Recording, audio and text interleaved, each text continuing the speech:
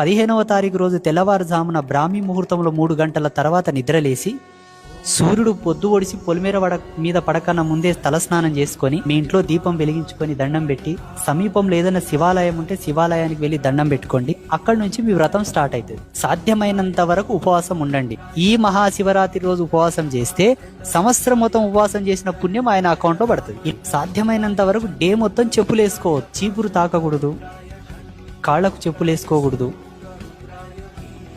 ఎంగిలి గిన్నెలు ఎంగిలి అంట్లు తోమడం లాంటి పని చేయకండి. ఎన్నైనా నాకు తీసి పక్కన పడేయండి. మరుసటి రోజు రుద్దుకోండి. విడిసిన బట్టలు ఉతుక్కోవద్దు, మైల బట్టలు విండొద్దు, చీపురు ముట్టొద్దు. సాధ్యమైనంత వరకు ఇలా గడుపుతూ సాయంత్రం సూర్యాస్తమయ్యే సమయానికన్నా ముందే స్నానం చేసుకొని మళ్ళీ దీపం వెలిగించి దండం పెట్టుకొని పూజా మందిరంలో సమీప దేవాలయం ఏదైనా ఉంటే దండం పెట్టుకొని వచ్చిన తర్వాత రాత్రంతా నిద్రపోకుండా జాగరణ చేయాలి. 12 గంటల 12 నిమిషాల వరకు ఉండాలి.